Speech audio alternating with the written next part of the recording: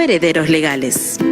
Cabe resaltar que el ingeniero debe estar al día en sus aportaciones al CIPSE de Lima hasta un mes anterior a su deceso, conforme lo estipula el reglamento.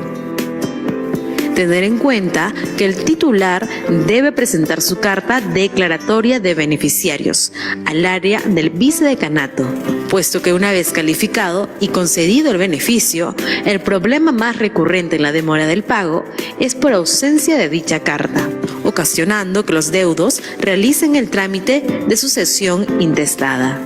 El Consejo Nacional, a través del programa ISS, Instituto Servicio Social, otorga a sus beneficiarios o herederos legales el monto de 5.000 soles en caso de fallecimiento del titular, de acuerdo al Estatuto del CIP, artículo 465.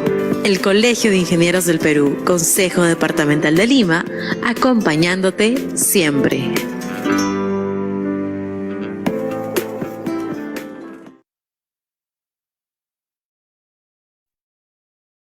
¿Qué tal? Buenas noches. Buenas noches a todos. Buenas noches, ingeniero. Buenas noches a todos los participantes que nos están viendo por Face y por el Zoom. Bueno, voy a presentar el flyer que el Comité BIM va a realizar una conferencia sobre diseño estructural de edificaciones en BIM con CIPECAD, a cargo del ingeniero Ángel Soriano. Y también el Comité Ley de Contrataciones va a realizar este 9 de agosto a las 7 de la noche una mesa redonda, el cual va a ser presencial en el Colegio de Ingenieros en Barcelona 240. A ver, Anita, el otro flyer. Aquí están invitados, van a participar entre las entidades. Está la Contraloría General de la República, el Organismo Supervisor de Contrataciones del Estado, el OCE, y bueno, ingenieros como el ingeniero Marco Cruzado, el ingeniero Elías Tapia. Esperemos contar con la participación de todos ustedes. Gracias, Anita.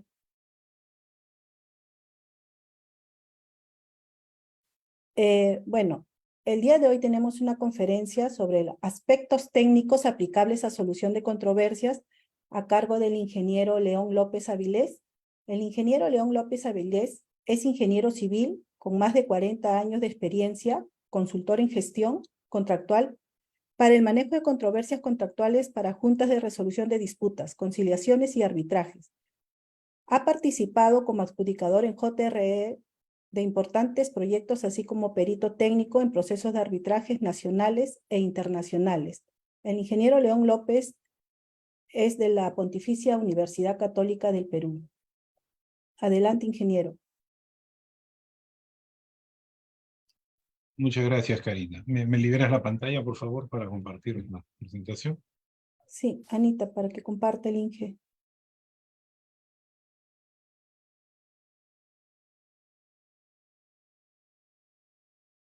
Anita.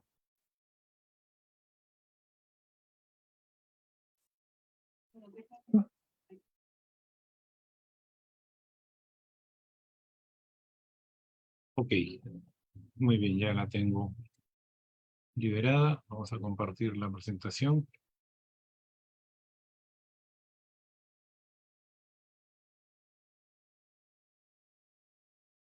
Listo.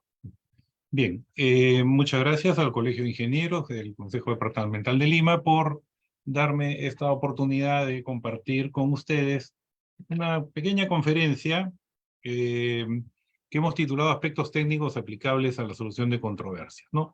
Todo esto bajo el marco de las obras públicas, bajo la Ley de Contrataciones del Estado y otros mecanismos de obras públicas tales como contratos gobierno a gobierno, obras por impuestos, es decir, la parte de controversias tiene en cada particularidad, en cada, digamos, modo de contrato, modalidad de contrato, algún mecanismo que más o menos coinciden, independientemente de la modalidad, pero que al tratarse de un tema legal, si quieren, contractual, no podemos perder de vista como ingenieros que somos, que hay un aspecto técnico, o sea, hay un tema de ingeniería que tiene que ser tomado en cuenta dentro de la solución de las controversias o el manejo de la solución de las controversias, ya que a veces nos volvemos muy, digamos, legalistas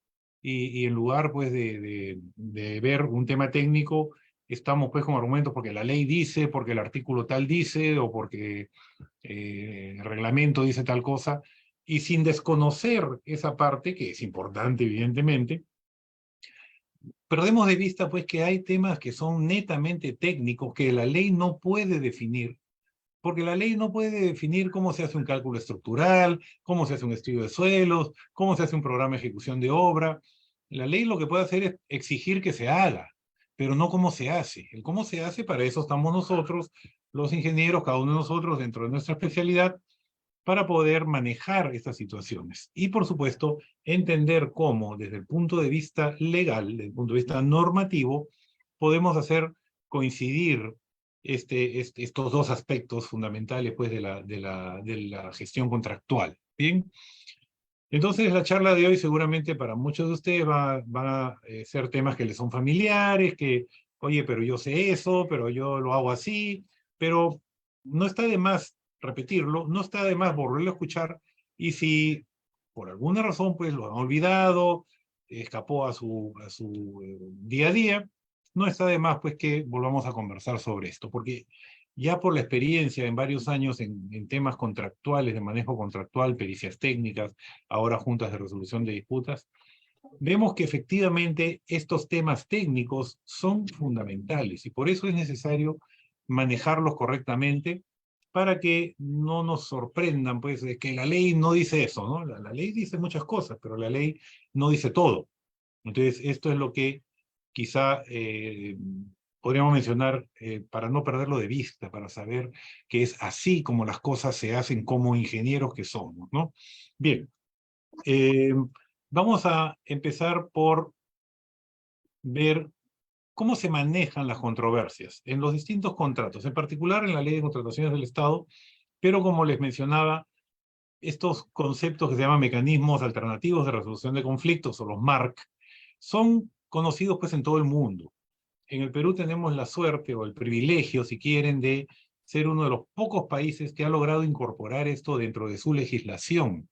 Entonces, se vuelve pues un tema indispensable e imprescindible en manejar las controversias, ¿no? Hay mucha discusión en estos días sobre la validez de un laudo arbitral o una medida cautelar otorgada por un tribunal arbitral, y no debemos perder de vista ahí que el Perú tiene compromisos internacionales y justamente esa seriedad que el Perú ha demostrado en años en el cumplimiento de sus compromisos internacionales es lo que lo hace atractivo a los inversionistas. Entonces, el día que nosotros decidamos patear el tablero, probablemente solucionemos un problema, pero nos vamos a crear otros más. Nos vamos a crear muchos más problemas por no manejar, pues, las cosas dentro de lo que es un compromiso internacional que tiene el país y que por eso, además, se distingue de otros países en la misma región, ¿no? Y países que consideramos más o menos desarrollados,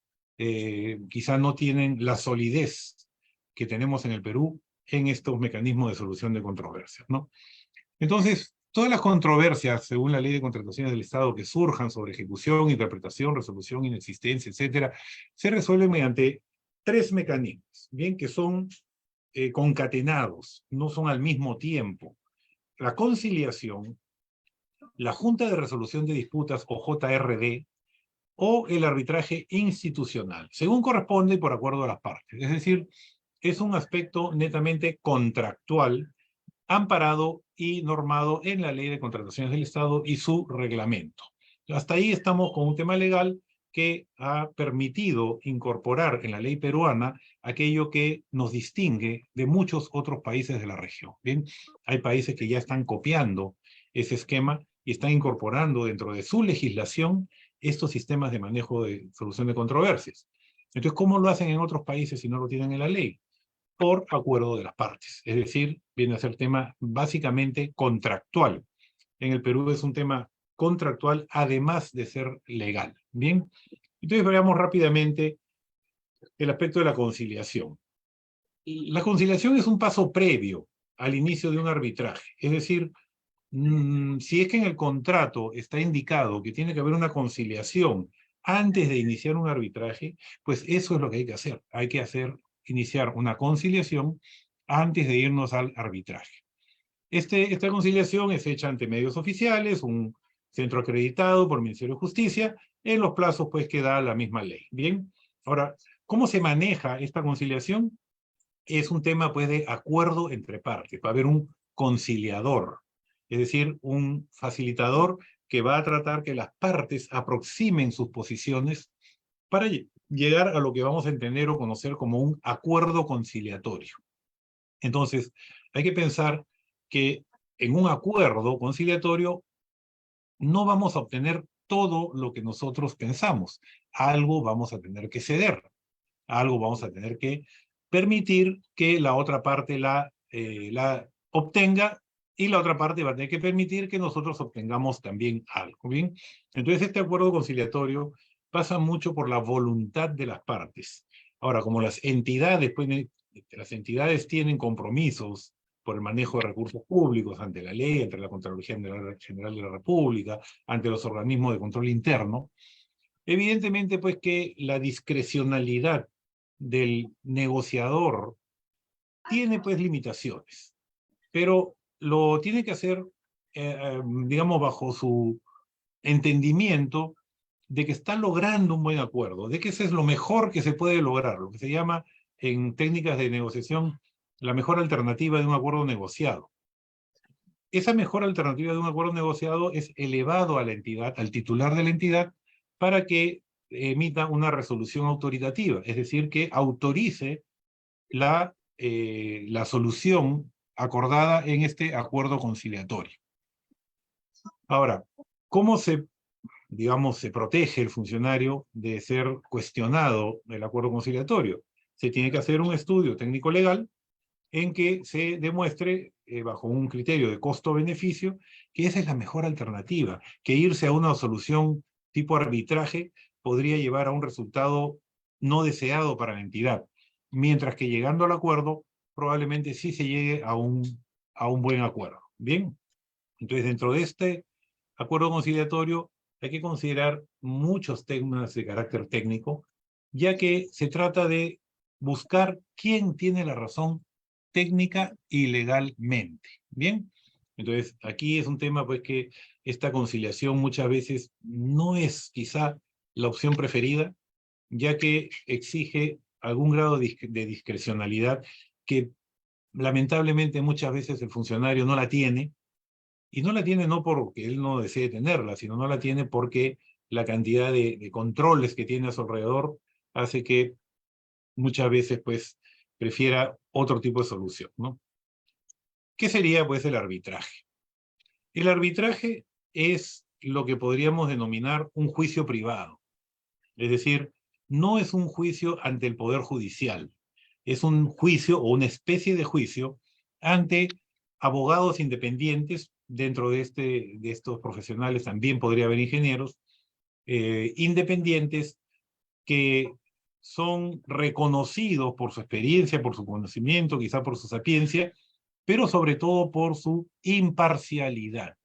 Los árbitros son imparciales. El árbitro no tiene ninguna preferencia, ninguna inclinación, ninguna simpatía por alguna de las partes, a pesar de que los árbitros son designados por las partes, es decir, cada una de las partes, el contratista y la entidad, designan cada uno un árbitro, y estos dos árbitros designan al que llamamos el presidente del tribunal arbitral.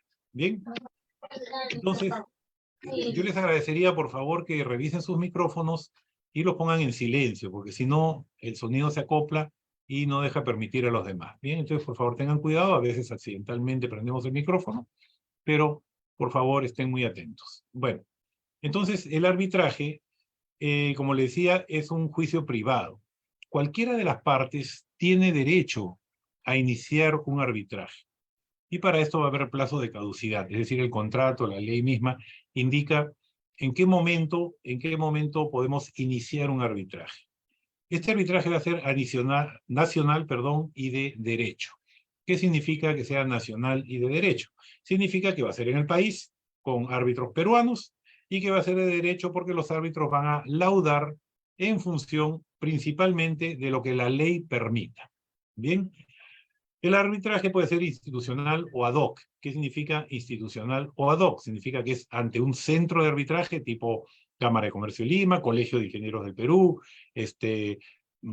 Centro de Análisis de Conflictos de Resolución de la Pontificia Universidad Católica, etc. Bien, hay varios centros de arbitraje en el país, y el Colegio de Ingenieros en cada capítulo, en cada región, tiene su propio centro de arbitrajes. Bien.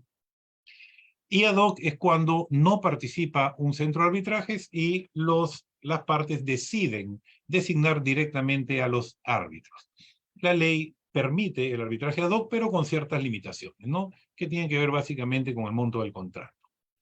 Entonces, como les dije hace un rato, en el tema de la conciliación, es responsabilidad del titular de la entidad no impulsar la continuación de la controversia en la vía arbitral si el informe técnico legal informa que así se haga, y viceversa, impulsar la vía arbitral cuando el informe técnico legal determina lo contrario.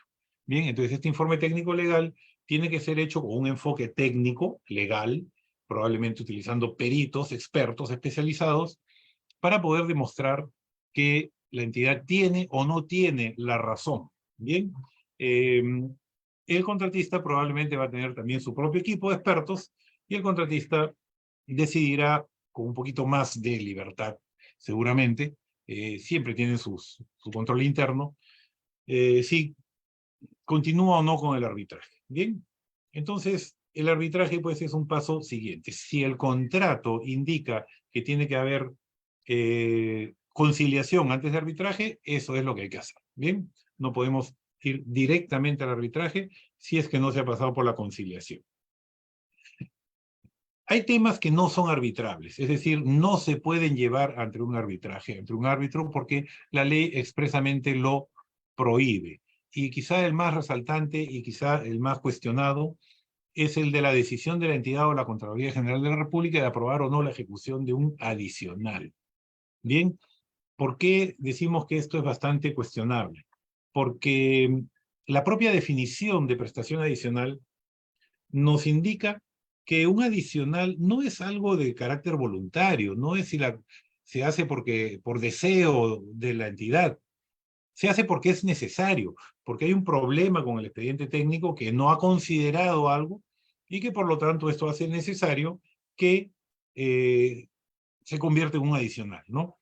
Por ahí, entonces, muchas veces los contratistas solicitan de alguna manera que el árbitro o la Junta de Resolución de Disputas se exprese sobre un adicional o la aprobación de un adicional, y por supuesto estos mecanismos, Junta de Resolución de Disputas o arbitraje, se excusan porque la ley no se los permite. Bien, entonces hay otras figuras que muchas veces utilizan los contratistas para poder lograr un pronunciamiento de estas instancias, y que inmediatamente la entidad dice, estás disfrazando, estás encubriendo la aprobación de un adicional. Entonces hay que poder manejar eso con mucho cuidado. Ni el árbitro ni la Junta de Resolución de Disputas se pueden arriesgar a, vía arbitral o vía Junta de Resolución de Disputas, aprobar la ejecución de un adicional. Lo que sí se puede hacer es que una vez aprobado el adicional, entonces sí puede haber controversias respecto del adicional, sobre todo del precio, si no es un precio pactado, si es un precio impuesto por la supervisión. Entonces, en este caso sí aplica la intervención de los mecanismos Junta de Resolución de Disputas o Arbitraje. Lo que no está muy claro en la ley, y lamentablemente nos deja a veces un poco atados de manos, es si es arbitrable el plazo. Es decir, muchas veces el contratista presenta un plazo en el adicional y la supervisión o la entidad le cuestionan el plazo y dicen, no, te lo apruebo por menos plazo. Entonces, la ley específicamente ni permite ni prohíbe llevar esto a arbitraje, no lo dice. Lo que sí dice explícitamente la ley es que si no se pacta un precio, el precio puede ser llevado a arbitraje, pero no dice nada del plazo. Entonces, a veces nos hemos encontrado en situaciones donde los mismos abogados dicen, mira, ¿sabes qué? Eso no lo podemos llevar porque entonces se va a cuestionar y entonces el árbitro va a decir que entonces no procede llevar la definición del plazo. ¿Bien? Entonces aquí hay que tener mucho cuidado de analizar correctamente los plazos de los adicionales para tratar de no entrar pues en controversias, porque va a ser difícil para la JRD o para el árbitro definir si puede pronunciarse sobre el plazo.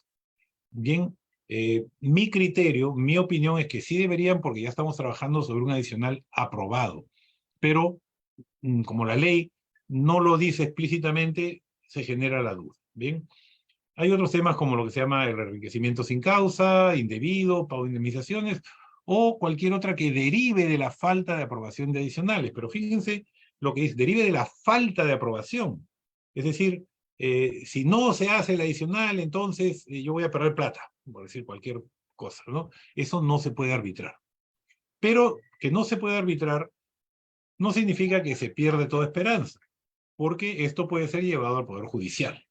El Poder Judicial evidentemente va a demorar más, pero en algún momento lo va a solucionar. Esto no es negociable, esto no es pactable, ya que la ley es muy explícita en este caso. El árbitro da su decisión en lo que se llama el laudo. Es un laudo arbitral. Es definitivo y tiene condición de cosa juzgada, es decir, no hay apelación al laudo, no se puede apelar un laudo. Nadie, ningún juez va a modificar un laudo. Bien, lo que sí además quedan las partes vinculadas, es decir, obligadas. Pero esta vinculación no puede afectar a terceras personas que no tienen nada que ver con el proyecto. Tiene que ser específicamente referido al proyecto.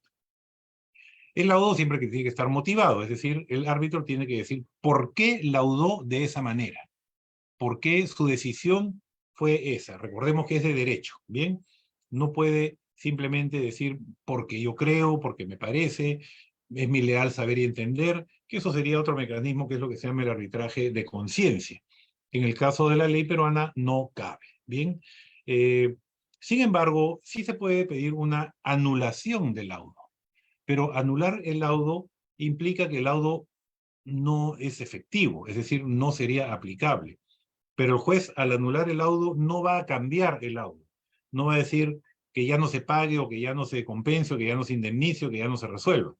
Lo que va a decir es, ok, se anula el laudo por una razón específica y se retrotrae el proceso del arbitraje al momento en que ocurrió esa situación que fue la causa de la anulación.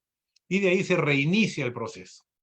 Es decir, sí podría cambiar las cosas, porque hubo algún vicio, seguramente detectado por el juez, y hace que el arbitraje se reinicie. Como el arbitraje, como el laudo está anulado, entonces el nuevo arbitraje pudiera llevar a un resultado diferente. ¿Bien? Pero el juez no está autorizado bajo ningún criterio, bajo ningún concepto de cambiar un laudo. ¿Bien? Entonces, nuevamente estamos ante un mecanismo donde hay una decisión de un cuerpo colegiado llamado tribunal arbitral que tiene pues esta potestad. Ahora, el arbitraje tiene un aspecto jurisdiccional, es decir, es válido. Un árbitro puede dictar medidas cautelares.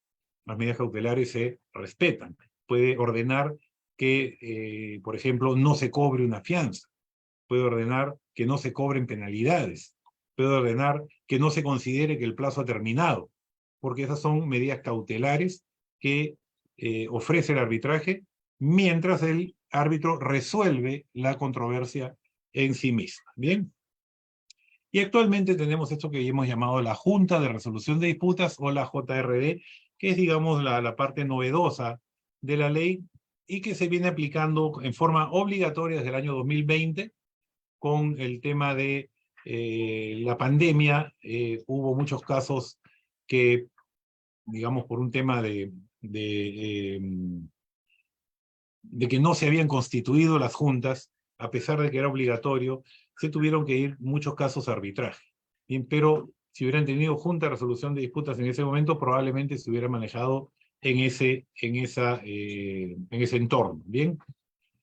Entonces, ¿cuál es la finalidad de la JRD? Es que las partes logren prevenir y o resolver eficientemente sus controversias durante la ejecución de la obra. Es decir, no esperar a un arbitraje que va a ser en algún momento posterior a que las cosas se hagan, de repente incluso cuando la obra ya está terminada, y entonces la JRD lo resuelve en el momento en que las cosas ocurren.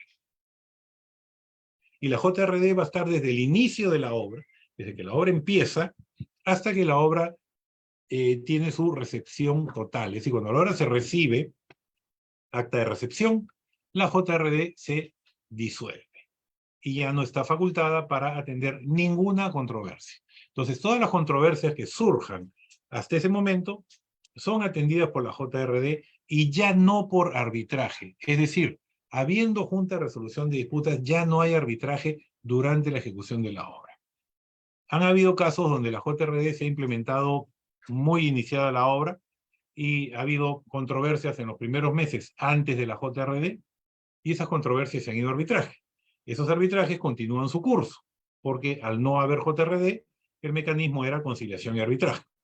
Pero una vez constituida la Junta, o implementada, o incorporada, ya ninguna controversia, a partir de ese momento, va a pasar a arbitraje y todas van a pasar a la Junta de Resolución de Disputas.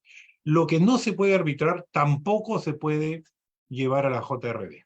Entonces, ¿por qué? Porque las decisiones de la Junta, si bien son obligatorias, etcétera, pueden ser llevadas a arbitraje en otra instancia, ¿bien? Pero mientras que no ocurra eso de llevarlas a arbitraje, entonces las decisiones de la Junta son vinculantes, ¿no? Son vinculantes y obligatorias y de inmediato cumplimiento. Aquí hay todo un tema sobre esa frase porque las entidades dicen que tienen que implementar la decisión de la Junta y entonces no cumplen pues con cumplir, valga la redundancia, de manera inmediata. ¿Bien? Pero ya son temas pues que se tienen que ir manejando a lo largo pues del desarrollo del concepto de Junta de Resolución de Disputas. Si no se ha pactado en el contrato original, entonces se pueden incorporar posteriormente. Bien, se considera que hasta 20 millones de soles no es necesario que haya Junta de Resolución de Disputas. Sin embargo, si las partes lo consideran necesario, la pueden incorporar. Encima de 20 millones de soles ya es obligatorio. Pero si no estuvo al principio, puede ser en cualquier otro momento. Y aquí hay un tema bastante curioso porque la ley dice que es obligatorio a partir de 20 millones de soles, y sin embargo hay obras que no tienen junta hasta muy empezada la obra, 2, 3 meses, a veces hasta un año después, porque no existe ninguna medida administrativa ni sanción a ninguna de las partes si es que no se implementa la junta, a pesar de la obligatoriedad que indica la ley. Bien, entonces, como dijimos, las decisiones de la Junta son vinculantes. Entonces, ¿qué cosa hace la Junta? Emite decisiones vinculantes. En las controversias planteadas por las partes. Una de las partes plantea una controversia y solicita que la Junta de Resolución de Disputas decida sobre esa controversia, y lo que decida la Junta, eso es vinculante, obligatorio y de inmediato cumplimiento. Y ninguna autoridad de ninguna índole puede cambiar la decisión de la Junta. Es decir, aquí no hay la anulación de la decisión. Bien. También la Junta puede absolver consultas. Las partes tienen que ponerse de acuerdo para poder consultarle algo a la Junta, que va a ser un tema principalmente técnico, pero esta opinión de la Junta no es vinculante. Es decir, las partes no están obligadas a hacer lo que la Junta opine. Bien. Pero si esta opinión o esta situación que generó la opinión de la Junta más adelante se convierte en una controversia, ha ocurrido que han pedido opinión, incluso las partes llegaron a un acuerdo previo de acatar la opinión, pero a última hora la entidad se hizo atrás y dijo no, porque la supervisión ha dicho que no es aceptable, entonces se decidió a ir a controversia, y la controversia ya libera a la Junta de su opinión. Es decir, independientemente de que lo que la Junta haya opinado, al momento de la decisión puede cambiar de opinión, puede decidir algo distinto. ¿Por qué? Porque se pudieron haber presentado probablemente otros antecedentes que no estuvieron a la mano al momento de la opinión. La Junta visita la obra periódicamente, y esto es lo que lo hace interesantísimo, porque la Junta conoce la obra, ha visto la obra, la vive junto con las partes. Va a las reuniones, va a la obra, la visita, pisa el campo, se reúne con las partes, trata de entender qué cosa está pasando, entonces está viviendo la película, la está viendo, ¿bien? La está viendo y las partes se comprometen a mantener a la Junta permanentemente informada de lo que sucede en la obra. Bien, entonces estas son las actividades principales y si es que el contrato entre las partes y la Junta indica otra cosa, también pues será una obligación. Bien. Entonces, esta función consultiva, como les decía, es a pedido de las partes, pero las partes se tienen que poner de acuerdo para hacer la consulta. Muchas veces, sobre todo las entidades, tienen un poco de temor porque piensan que la opinión los va a obligar, a pesar de que se les explica que la opinión no es vinculante. ¿Bien? Entonces, se invita pues a que el contratista haga la consulta, se la entregue a la entidad para que la entidad la analice, la estudie, y si el contratista, y si la entidad está de acuerdo, entonces dice, ok, estoy de acuerdo, hagamos la consulta. ¿Bien? Entonces, este es un tema que no se ha explotado mucho. Sin embargo, los adjudicadores consideramos que esa es la función más importante, porque esta es la que va a permitir que la obra avance. La Junta de Resolución de Disputas no da no da soluciones técnicas. La Junta de Resolución de Disputas no diseña, no modifica las especificaciones, no dice esto es lo que tú tienes que hacer. La Junta de Resolución de Disputas trata que las partes se pongan de acuerdo. Y dice, mira, aquí la especificación dice bien claro que eso es lo que tienes que hacer, entonces tienes que cumplirlo. Y puede decir, mira, aquí las especificaciones no indican tal cosa, entonces traten de llegar a un acuerdo de qué cosa es lo que hay que hacer. Obviamente, pues que la experiencia de los adjudicadores puede ayudar, pero los adjudicadores lo que son expertos, especialistas con mucha experiencia, más que nada en gestión de obra, en gestión contractual y por supuesto en ejecución, pero no necesariamente son diseñadores, no son proyectistas, no son ingenieros estructurales, no son ingenieros de suelo, son ingenieros de sus propias especialidades y por supuesto sus soluciones tienen que ser técnicas, pero también legales. Bien. Y fíjense, otra cosa interesante, la consulta se resuelve en 5 días, es decir, muy rápido, muy rápido, muy rápido, y esto hace que se pueda avanzar la obra con bastante más celeridad que la función decisoria. La función decisoria, si bien es muchísimo más rápida que la del arbitraje, porque el arbitraje puede durar años, una decisión de la Junta máximo va a tomar 3 meses, desde que se plantea la petición. ¿Bien? Entonces, para presentar una controversia a la Junta, la parte interesada es la parte que pide la decisión, presenta lo que está pidiendo, qué cosa es lo que pide, cuál es su posición, por qué él cree tener la razón, y por qué seguramente la otra parte le ha denegado algo que él cree que tiene derecho, y según eso va a defender su posición.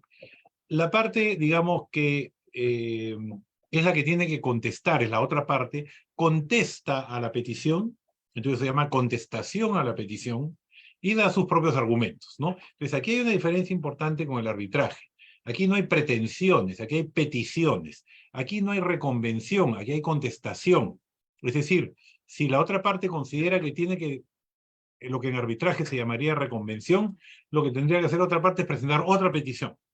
Bien, pero no hay digamos, ese circuito de pretensión, demanda, pretensión, contestación a la demanda, reconvención, contestación a la reconvención. No es ese el circuito.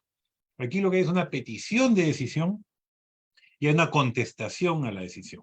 Bien, y después de este ida y vuelta, se cita una audiencia. ¿Cuánto tiempo pasa entre la petición, la contestación y la audiencia? Pasan 25 días hábiles. En el mejor de los casos. Bien, 25 días hábiles, 5 semanas. Y una vez que se hace la audiencia, la Junta tiene 3 semanas para resolver, o sea, 8 semanas, 2 meses. Bien, A veces hay que repetir audiencias, a veces hay que repetir algunas actuaciones, entonces máximo van a ser 3 meses. Máximo van a ser 3 meses. En el mejor de los casos, si todo funciona como un relojito, en 2 meses ya tenemos una decisión. ¿Bien? Y a veces las controversias son más sencillas y la Junta puede resolver incluso en menos tiempo. ¿Bien? Incluso en menos tiempo. O puede pedir a las partes que, o mejor dicho, la parte que contesta decide contestar más rápido, no se toman los 15 días, la Junta decide no esperar los 10 días para la audiencia, se toma solamente 5, entonces lo hacemos muy rápido, muy, muy rápido. ¿Bien? Pero así como en el peor de los casos, 3 meses. ¿Bien? La decisión es obligatoria y de inmediato cumplimiento, vinculante y de inmediato y obligatorio cumplimiento para las partes, desde que se notifica. ¿Bien? O si hay algún pedido de aclaración, desde que se aclara. ¿Bien? Y fíjense, esta frase es potente. Ninguna autoridad arbitral, administrativa, arbitral o judicial puede impedir el cumplimiento de las decisiones de la JRD. Es decir, no hay medidas cautelares, no hay recurso de anulación, no hay nada que impida que se cumpla. Ahora, la Junta no es infalible. La Junta puede equivocarse. Entonces, si la parte que se siente perdedora de la decisión de la Junta puede expresar su desacuerdo. Entonces puede expresar su desacuerdo. Pero mientras tanto, el cumplimiento de la decisión es obligatorio. Además es de obligación, es una obligación esencial. Es decir, si no se cumple, la parte que ve que no se ha cumplido la decisión a su favor puede resolver el contrato a ese extremo. A ese extremo. Bien. El desacuerdo se expresa en un plazo máximo de 7 días de notificada la otra parte. Aquí hay que tener claro que este artículo no está en la directiva 012 de 2020, sino está en la ley. En la directiva los plazos son en días hábiles, mientras que en la ley los plazos son en días calendario. Entonces estos 7 días para expresar el desacuerdo son días calendario. Bien, aquí hay que tener claro esto, que para expresar el desacuerdo son días calendario. Entonces, expresado el desacuerdo, se motiva el desacuerdo, se explica por qué no estoy de acuerdo, y se reserva el derecho de someterlo a arbitraje. El arbitraje va a ser cuando la obra termine, cuando la obra sea recibida, y en un solo arbitraje se van a ver todas las decisiones en las cuales las dos partes expresaron el desacuerdo. Va a ser probablemente un arbitraje muy complejo, pero la JRD, la Junta, no participa en este arbitraje, ni como árbitro, ni como testigo, ni como perito, ni como nada, no participa, porque el árbitro lo que va a hacer es escuchar a las partes y analizar la decisión. Seguramente va a tomar en cuenta la decisión para poder decidir. Bien, entonces este arbitraje sería la única instancia en la cual una decisión de la Junta pudiera cambiarse. Bien, pudiera cambiarse. Bien, hasta ahí entonces vemos los mecanismos, hemos tratado de ir muy rápido, y vamos a ver los aspectos técnicos aplicables, y vamos a ver cuáles son los casos más recurrentes en lo que es controversia. Lo más recurrente, los casos que más hay, ya sea en arbitraje, en JRD o cualquier otro mecanismo, son las controversias por ampliaciones de plazo.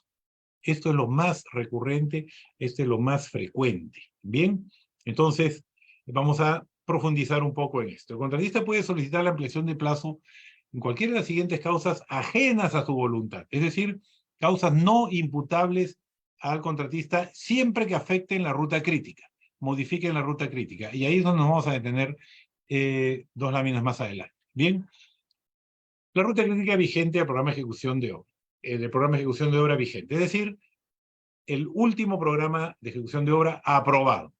Bien, por atrasos o paralizaciones por causas no atribuibles al contratista. No dice acá atribuible a la entidad. Entonces, muchas veces vemos que la entidad defiende y dice, no, no me puedes, te niego la ampliación de plazo porque eso no es atribuible a la entidad. No dice eso la ley dice no atribuible al contratista. Podría haber cosas pues, que no son atribuibles a ninguno de los dos, como la fuerza mayor, pero esto no implica pues que el contratista no pueda presentar su solicitud de ampliación de plazo. Cuando es necesario un plazo adicional para una prestación adicional. Es decir, recordemos que el programa de ejecución de obra se desarrolla con las actividades consideradas dentro del contrato. El adicional es algo nuevo, algo distinto, algo que no estaba en el programa. Entonces, para poder saber el impacto del adicional en la ruta crítica, lo que tenemos que hacer es incorporar el adicional al programa de ejecución de obra, vincularlo con las actividades que correspondan del programa y ver qué pasa con el plazo. Bien, eso sería pues la necesidad del plazo adicional para ejecutar el adicional. Es decir, no es automático. No es que si el adicional necesita de 10 días para ejecutarse, automáticamente tengo 10 días de ampliación de plazo. No es así. Bien, tenemos que vincular el programa de ejecución del adicional con el programa de ejecución del contrato para ver cuál es el impacto. Y cuando hay mayores metrados, también en contratos de precios sanitarios, porque hay que tener en cuenta los rendimientos. Bien, hay que tener en cuenta los rendimientos. Es decir, si hay una cantidad de unidades de obra que se ejecutan en un plazo determinado, ejecutar una mayor cantidad de unidades de obra pudiera, no siempre, no necesariamente, hacer necesario un mayor plazo. Bien, entonces estas son las causales para solicitar una ampliación de plazo. Entonces, presentada la solicitud, es necesario caracterizarlo. ¿Cuál de las situaciones que indica la ley, de las 3 que vimos atrás, o hace un rato, es la que está indicando que se necesita un plazo mayor? Además, tiene que comprobarse. Tiene que tener todas las pruebas documentales, anotaciones de cuaderno de obra. Muchas veces hay paralizaciones, por ejemplo, por paros, por huelgas. Entonces, ahí nos sirven los recortes de periódico, las noticias, o la detección de una interferencia que hace que la obra se ralentice o se paralice, o una parte de la obra. Entonces, todo eso se tiene que probar. Todo eso se tiene que probar. Y además tiene que modificar el calendario de avance de obra vigente. Aquí yo creo que hay un error de apreciación en esta última frase, porque lo que tiene que modificar es el programa de ejecución de obra. El programa de ejecución de obra es el que define la ruta crítica, no es el calendario de avance de obra. Pues aquí parece que hay una situación que como técnicos, como ingenieros tenemos que manejar, ¿bien? Porque el programa de ejecución de obra es el que define la ruta crítica, no el calendario de avance de obra, y vamos a ver por qué les afirmo esto, ¿bien? Para que proceda la ampliación de plazo, entonces el contratista, a través del residente, anota en cuaderno de obra el inicio y final de la causal. Que a su criterio, entonces aquí es un tema bastante relevante, el contratista considera que esa situación es causal de ampliación de plazo. Basta que anote la circunstancia. No tiene que escribir así al pie de la letra, este es el inicio de la causal. Hay opiniones de OCE que lo han dejado muy claro. Basta que anote la circunstancia e indique que eso podría ser causal de ampliación de plazo. Bien, a su criterio, a su entender, a su conocimiento del programa de ejecución de obra, del alcance de su obra. Bien, y si esto es por un riesgo, dice no previsto, pero en realidad es un riesgo en general, porque por ejemplo, un tema pues de deficiencia del expediente técnico es un riesgo previsto, no es un riesgo no previsto. Bien, pero sí puede haber riesgos no previstos, como por ejemplo la aparición pues de una interferencia, ¿no? Una tubería enterrada que no estaba en el expediente, un resto arqueológico que no estaba identificado, en fin, un propietario que dice que no pueden entrar a mi terreno. Hay muchas situaciones por las cuales estos riesgos no previstos pudieran ocurrir. Bien. Una vez concluida la circunstancia, mejor dicho, una vez concluida la circunstancia, se anota el final de la causal y 15 días después el contratista, a través del representante legal, no es anotación en cuaderno de obra, es un documento que se llama solicitud de ampliación de plazo, donde justifica, calcula, pide la ampliación de plazo. Bien, entonces vamos a ver algunos conceptos asociados a todo esto que estamos hablando. Son definiciones que da el reglamento de la Ley de Contrataciones del Estado y en algunos casos OCE, y aquí vemos unas definiciones académicas de lo que es la ruta crítica y las holguras. Entonces vean aquí cuál es la definición de programa de ejecución de obra. Secuencia lógica de actividades constructivas que se realizan en un determinado plazo de ejecución. Es decir, la programación se tiene que hacer por actividades. Bien, se tiene que hacer por actividades. La cual comprende solo las partidas del presupuesto. Y aquí hay una confusión muchos que dicen, no, pues, pero eso, entonces la programación es por partidas, porque aquí dice que solamente tengo que usar las partidas. No, dice las actividades que corresponden a las partidas. Bien, es decir, cada partida la desagregamos en actividades, la desglosamos en actividades. Porque lo que se vincula en el método de la ruta crítica, que es lo otro que indica ahí más abajo, son las actividades. Y aquí dice el PMI, método de la ruta crítica, método utilizado para estimar la mínima duración y determinar el nivel de flexibilidad en la programación de los caminos de red lógicos del cronograma. O sea, lo que está diciendo el PMI es que el método de la ruta crítica es un sistema flexible, permite programar a través de un modelo matemático que tiene una flexibilidad para poder ver cuál es el efecto de la secuencia de las actividades, que eso es lo que se conoce como camino de red lógico. Camino de red lógico es un diagrama de secuencia de actividades. ¿Bien? Entonces está claro, está clarísimo en la ley que lo que se programa es por actividades. Lo que a mí no me parece que esté muy acertado es que lo limite a las partidas de presupuesto, porque muchas veces hay actividades que no están en las partidas de presupuesto, pero que inciden en las actividades. Es lo que el PMI denomina dependencia externa. Entonces hay que también saber manejar esa situación y entender pues, que puede haber situaciones que no están en las partidas, pero que sí pueden tener incidencia en la programación. Y después habla de la ruta crítica. Y aquí es donde se profundiza la confusión, ya que dice secuencia programada de partidas de una obra cuya variación afecta el plazo total de la ejecución de la obra. Aquí hay un problema también de definición. Si vemos más abajito, dice ruta crítica, secuencia de actividades que representa el camino más largo a través de un proyecto y que determina la menor duración posible. Esta definición es más correcta.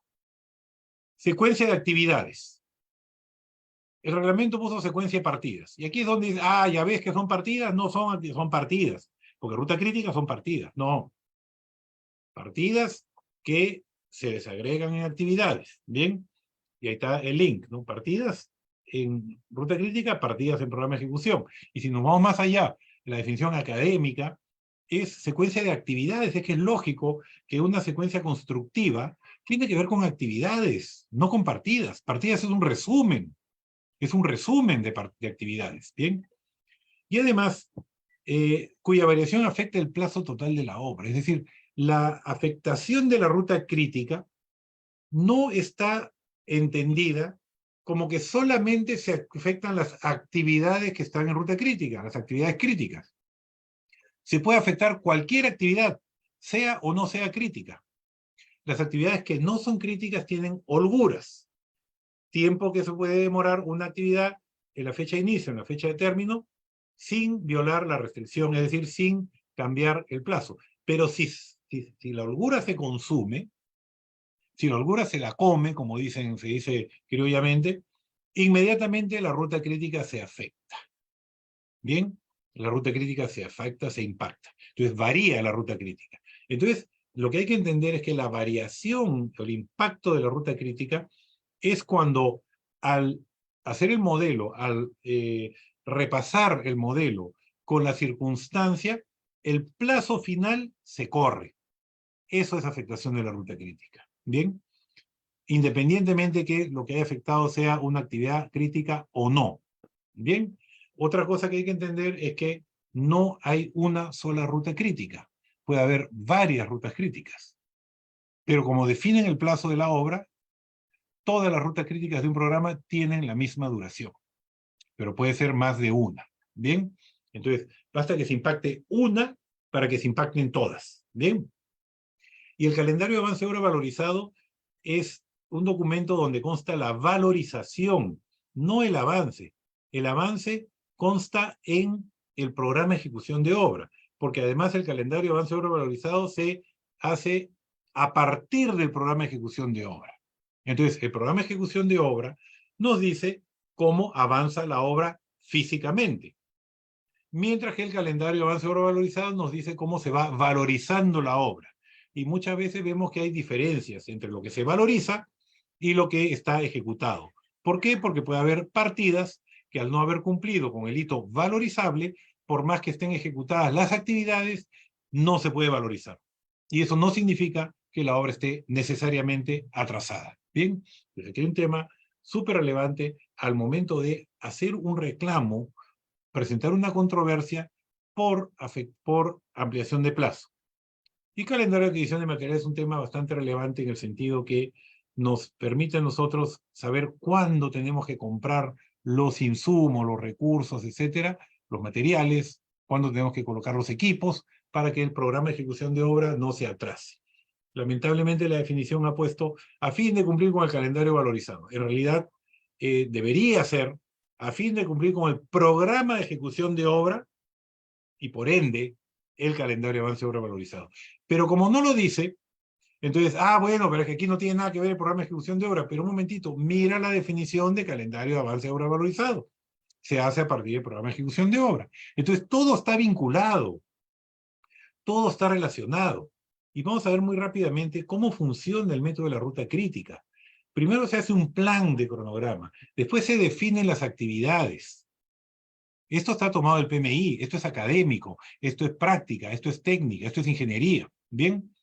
Después que tenemos definidas las actividades, secuenciamos las actividades. Final-comienzo, final-final, comienzo-comienzo, etc. Bien, hacemos la secuencia. Y hay reglas de secuenciamiento de actividades. Todas las actividades tienen que tener predecesora, todas las actividades tienen que tener sucesora, todas las actividades tienen que estar vinculadas al principio y al final. Bien, la única que no tiene predecesora es la primera y la única que no tiene sucesora es la última. Pero todas las demás tienen que tener predecesora y sucesora, tanto al inicio como al final de la actividad. Bien, después estimamos los recursos. ¿Para qué? Para poder establecer la duración. Y aquí hay un tema bastante interesante que es el de la nivelación de recursos. Entonces, si pensamos que los recursos son infinitos, que podemos disponer de ellos en cualquier momento, sacarlos y ponerlos, no vamos a hacer una buena programación. Tenemos que programar considerando la verdadera utilización de los recursos. Y eso es lo que se llama la nivelación de recursos. ¿Para qué? Para poder calcular correctamente las duraciones. Entonces, con actividades, vínculos y duraciones, tenemos un cronograma. Tenemos un cronograma. Cronograma que después hay que controlar. Cuando se necesite actualizar el cronograma o el programa, entonces, ya sea por una ampliación de plazo, ya sea por una condición que también está dada en la ley de actualización del cronograma o de programa, entonces el control va a ser a partir del último programa vigente. Bien, o sea, del programa vigente, el más reciente, el recientemente aprobado. Bien, la ampliación de plazo da derecho a gastos generales por ampliación de plazo. Y esto se hace pues en función de un nuevo programa CPM con un nuevo calendario que nos defina cuál es el nuevo plazo. ¿Bien? Entonces, este programa tiene que mostrar aquellos hitos que no se han cumplido y que han derivado en esta ampliación de plazo, y si es que ha habido un riesgo, indicar cuál es ese riesgo. Los gastos generales por ampliación de plazo se pagan en el momento en que ocurre el evento que causa la ampliación de plazo. No se pagan al final, se pagan en ese momento. Bien, entonces esto confunde muchas veces porque las entidades dicen, que te estoy duplicando, pues porque tú me estás cobrando los gastos generales por la ampliación de plazo, pero también me estás cobrando los gastos generales del contrato, entonces me lo estás duplicando. Analícenlo, piénsenlo, no se está duplicando. Lo que estoy haciendo es cobrarte ahora el mayor tiempo que me voy a quedar después, porque la situación ha ocurrido ahora. Entonces los gastos generales del contrato ya no me los vas a pagar en el plazo, me los vas a pagar en un tiempo mayor, pero me vas a pagar los mismos gastos generales. Entonces, ¿en qué momento me pagas aquellos que tienen que ver con el mayor tiempo que me tengo que quedar? Me lo pagas en el momento en que ocurrió la situación. Entonces no hay duplicidad. No existe esa duplicidad que a veces se quiere alegar, porque muchas veces no se entiende el concepto. Lo otro que es importante es que no está permitido, es más, está prohibido poner como condición para aprobar una ampliación de plazo que renuncies a los gastos generales. Porque eso no es correcto, no es ético, es hasta si quieren un chantaje. Bueno, si no renuncias no te lo apruebo. Un momentito, pero si la ampliación de plazo es necesaria, ¿por qué yo tengo que renunciar? Bueno, porque no tengo plata, pues, ¿y cómo te lo voy a dar si...? Entonces hay contratistas que ceden y renuncian, pero no es correcto. Porque de partida estás empezando por renunciar a algo que ni siquiera te han aprobado. Y te están diciendo, si es que tú no renuncias, entonces no te apruebo nada, pues.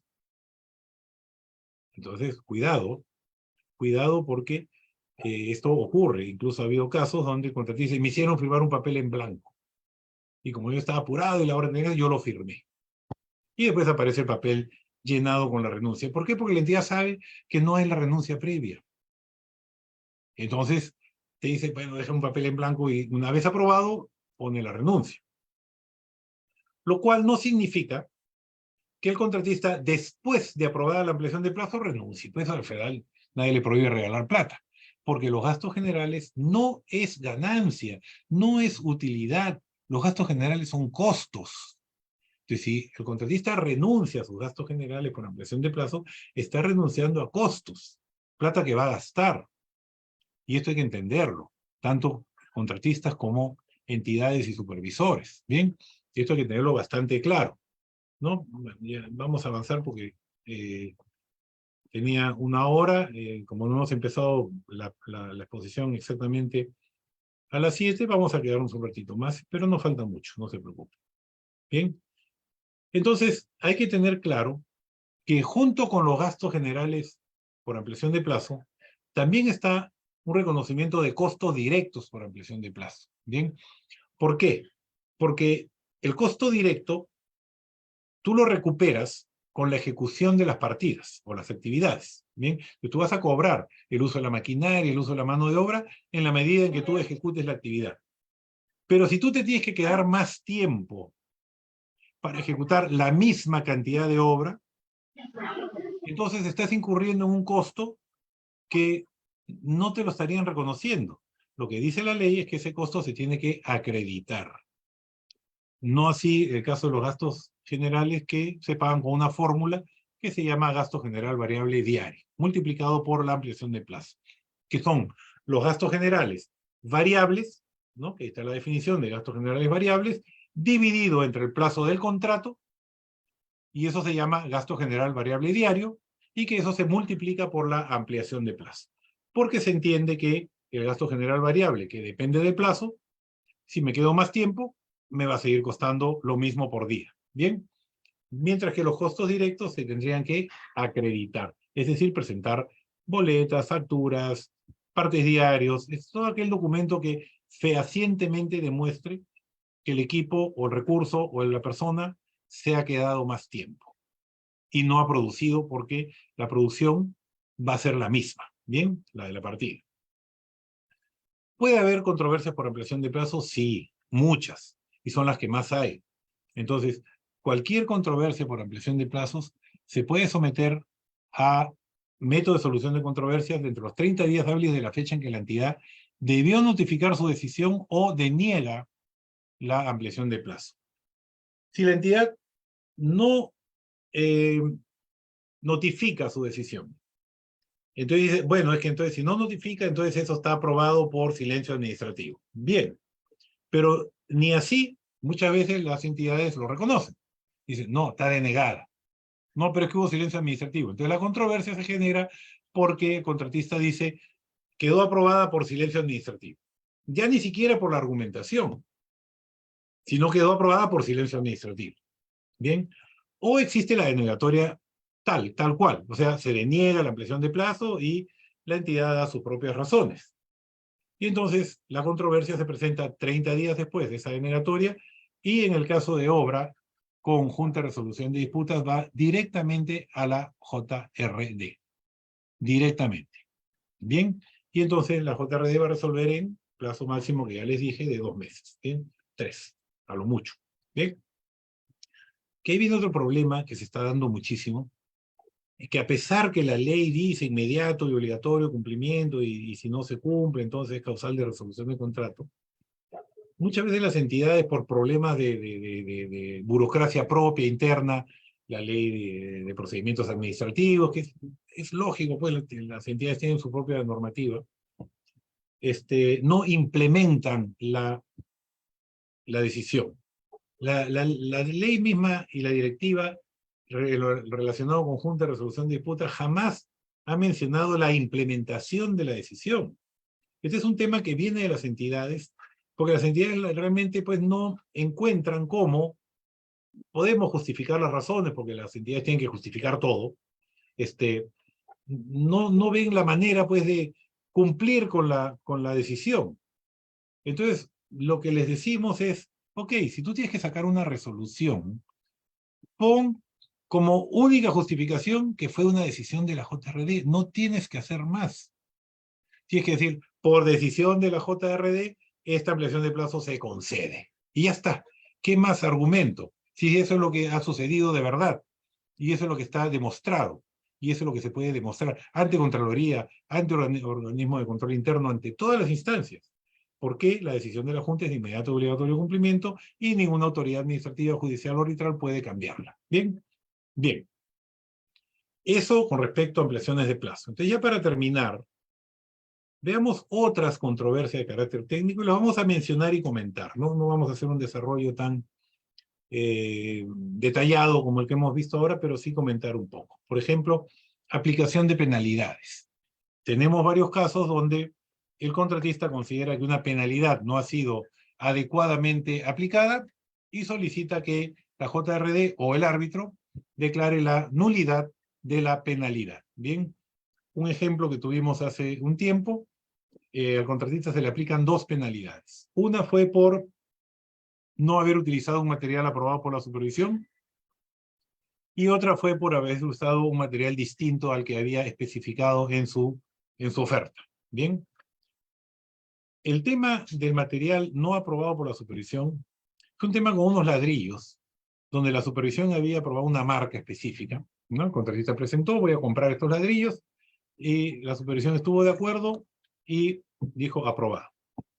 El proveedor se equivoca y manda un ladrillo de otra marca, pero que cumplía con todas las especificaciones. O sea, no había ningún problema con el ladrillo, pero no era la marca que había aprobado la supervisión.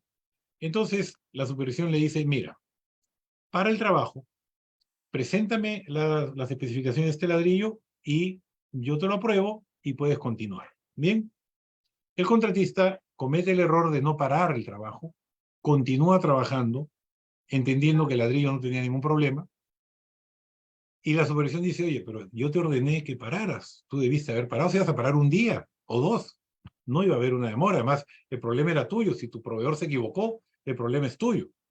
Bien, entonces lo penalizaron. 120.000 soles de penalidad.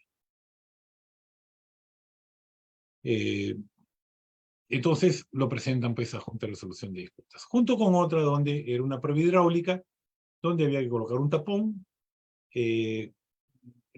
había ofrecido un tapón de un material determinado, puso un tapón más sencillo, y entonces lo multan nuevamente con otros 120.000 soles por haber utilizado un tapón que no era el que ellos habían ofrecido.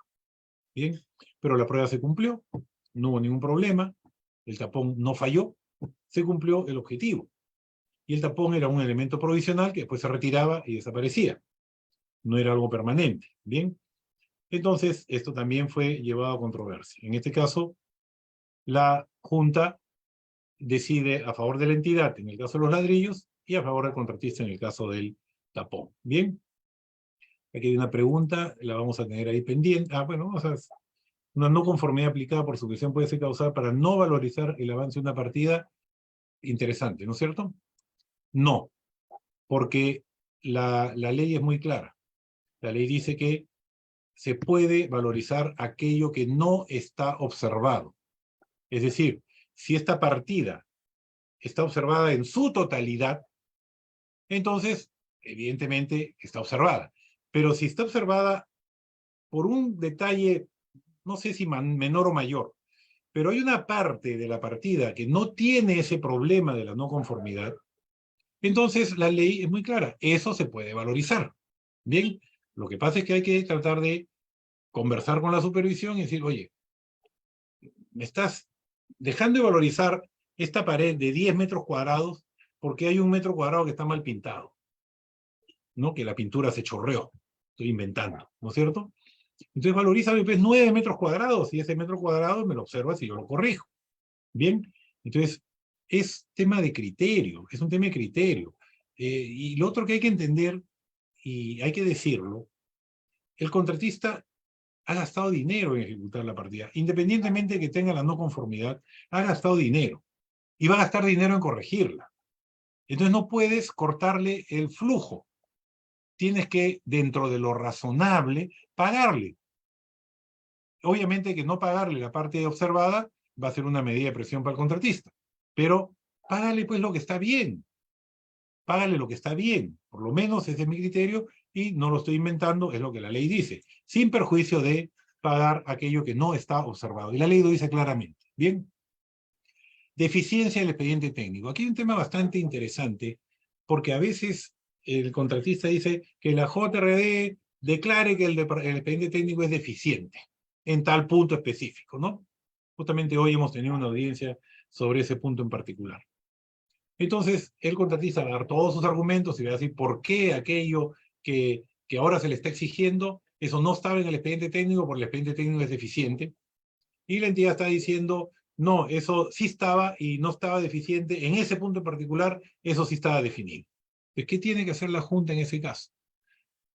Tiene que revisar el expediente técnico, analizar todos los documentos, planos, especificaciones, presupuestos, todo lo que corresponde al expediente técnico, para poder establecer si efectivamente eso estaba o no estaba. ¿Bien? ¿Corresponde o no corresponde? ¿Bien? Y aquí viene un problema, porque cuando hay deficiencia del expediente técnico, puede derivar en un adicional. Entonces la JRD tiene que tener mucho cuidado de que su decisión no signifique que obligue a la entidad a aprobar un adicional. Entonces tiene que estar muy bien pensada, muy bien desarrollada, para que no haya esa situación en la cual la JRD se vea incumpliendo la ley. Bien, entonces hay que tener mucho cuidado, el manejo es mucho más delicado. La pérdida de productividad es algo que no está caracterizado en ninguna parte, sin embargo es un argumento bastante utilizado, ya que al haber interferencias, por ejemplo, de disponibilidad de terreno, sobre todo en carreteras, muchas veces pues la interferencia causa esta pérdida de productividad y eso estaría, digamos, en una situación, en una posición de daño y perjuicio. Bien, entonces, la pérdida de productividad tiene métodos de cálculo, por ejemplo, el método de la milla medida, el método de valor ganado, el método dinámicos, etcétera, que permiten analizarlo. Pero ya es un tema un poquito más delicado, porque tiene que haber una demostración que efectivamente el daño, o lo que conocemos como la disrupción, ha ocurrido y ha afectado la productividad. Y el contratista tiene que demostrar esto con documentos que demuestren que efectivamente la productividad que él esperaba lograr no la logró por esa situación. ¿Bien? Las interferencias y la paralización de obra también es bastante frecuente y que derivan probablemente en ampliaciones de plazo. Hay que tener en cuenta que una interferencia es una situación no prevista, no indicada en el expediente técnico, y que probablemente ha causado que el contratista tenga demoras. Bien, la paralización de obra es cuando se para la obra totalmente. Es decir, la obra no puede continuar. Un paro, una huelga, qué sé yo, un derrumbe, algo que para la obra. Bien, si la obra se para, corresponde la ampliación de plazo por la paralización, si es que no es imputable al contratista, y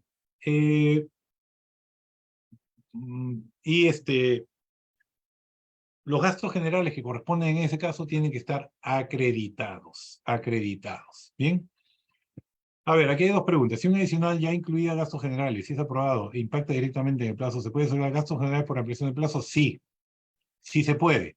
¿Por qué? Porque los gastos generales del adicional son del adicional, no del contrato principal. Bien, entonces el adicional puede tener sus propios gastos generales como puede no tenerlos, pero no tienen nada que ver con los gastos generales del contrato. Buena pregunta, porque esto también lo hemos visto. Oye, pero el adicional ya tenía, ¿por qué me vas a cobrar los del contrato? Porque los contratos son distintos, son otros. Es porque me quedo más tiempo. el gasto general del adicional es porque yo necesito poner más recursos indirectos para ejecutar el adicional, mientras que el gasto general por ampliación de plazo es porque me tengo que quedar más tiempo. Bien, el pronunciamiento de la JRD respecto a la deficiencia del expediente técnico debería ser con una opinión vinculante o podría ser consultiva no vinculante. Depende cómo se haya planteado. Si es que está planteado en una decisión, sería vinculante. Si es que está planteado en una opinión, no es vinculante. Bien, con el cuidado que les digo que la JRD en una decisión defina que algo no está en el expediente técnico, no debe darse de forma tal que esté ordenando a la entidad a aprobar un adicional. Bien, tuvimos un caso hace poquito y lo que dijimos es que efectivamente lo que planteaba el contratista no estaba en el expediente técnico, en parte no estaba, parte sí estaba. Entonces, la parte del contratista la tiene que desarrollar el contratista y la parte de la entidad tiene que definir cómo lo va a hacer. Es decir, puede hacerlo por sus propios recursos, con su propio proyectista, pero si decide entregarlo como adicional, la JRD no se lo está ordenando. Bien, la JRD no puede ordenarle a la entidad que apruebe un adicional. Bien, fórmulas polinómicas. También hay temas bien interesantes con fórmulas polinómicas, ya que tiene que ver, pues, muchas veces con, hubo un caso donde era, ¿cuál era el mes base de la fórmula polinómica? No estaba muy claro, ni en las bases de licitación, porque hubo un retraso entre las bases de licitación y la presentación de la propuesta, y entonces no hubo, pues, la actualización del presupuesto que pudiera decir la fórmula polinómica tiene una base actualizada, que se generó una controversia. Otra controversia que se está dando es porque una de las especialidades, el proyectista se olvidó de desarrollar la fórmula polinómica. Y el contratista dice, oye, aquí falta la fórmula de una de las especialidades. Le preguntan al proyectista y el proyectista dice, sí, efectivamente me olvidé, aquí está la fórmula polinómica. Pero la entidad dice, ah, no, pues ya firmaste el contrato. Y eso no estaba, pues, y la ley no permite, pues, modificar la fórmula polinómica. Bien, ahí se los dejo. Todavía esto no ha sido decidido. Todavía no puedo adelantar una opinión. Pero el caso es ese. De las 6 fórmulas polinómicas, solamente había 5. La sexta, el proyectista se olvidó. Y tanto es así que reconoció que se olvidó. Pero la entidad dice, ya firmamos el contrato. ¿Bien? Entonces ahí hay un tema legal, pero hay un tema técnico también. ¿Qué cosa representa la fórmula polinómica? ¿Bien? Y finalmente otro tema muy recurrente es el de la resolución de contratos. Es muy frecuente que se vea la resolución del contrato por una de las partes e inmediatamente la resolución del contrato por la otra parte. Entonces, como la resolución del contrato tiene una implicancia de finalización de obra, entonces lo más probable es que la JRD ya se disuelva en ese momento y por lo tanto esta controversia se va a ir a arbitraje. Se va a ir a arbitraje. Y va a ser el árbitro el que decida cuál de las dos resoluciones es la válida. ¿Por qué tendrían interés cada una de las partes en la resolución del contrato por causa imputable a la otra parte? Porque si la entidad solicita la resolución del contrato y la causa es imputable al contratista, la entidad va a ejecutar la fianza y fiel cumplimiento. Y además va a demandar por daños y perjuicios. Mientras que, si la resolución del contrato es por causa imputable a la entidad, el contratista, aparte de daños y perjuicios y las obras ejecutadas, va a cobrar el 50% de la utilidad no percibida. Entonces sí existe, pues, un interés de las partes en que la resolución del contrato válida sea la que ellos han planteado. ¿Bien? Muy bien. Hasta ahí entonces lo que yo quería compartir con ustedes. Y vamos a ver aquí otra pregunta que ha entrado. En el caso de conciliación para una controversia y la entidad se niega a conciliar con el contratista debido a faltas cometidas, ¿se debe proceder directamente a un arbitraje o debe seguir realizando invitaciones a conciliar? Bien. Si es que en el contrato está indicado que tiene que haber una conciliación, tiene que haber la conciliación. Bien. Ahora, si hay una negativa de una de las partes, cualquiera de las dos, de conciliar, igual se va al centro de conciliación y se emite un acta que la conciliación se frustró porque una de las partes no se presentó. Y listo, entonces se cumplió con el requisito. Se cumplió con el requisito y nos vamos directamente a arbitraje. La deficiencia en el expediente técnico es la única responsabilidad del ente siempre, a veces se le atribuye al contratista, dado que la etapa de concurso hace revisión para elaborar su propuesta. Buena pregunta. Justamente ese es un tema que discutimos en la mañana. La deficiencia del expediente técnico es responsabilidad de la entidad. Bien, es responsabilidad de la entidad. Normalmente, el tiempo que tiene el contratista en el concurso no es suficiente para revisar todo el expediente técnico y encontrar todos los defectos. Bueno, pero después tienes, cuando empieza la obra, 30 días para hacerlo, ahí tienes más tiempo. Tampoco. La deficiencia del expediente técnico es responsabilidad de la entidad siempre. Siempre. Bien.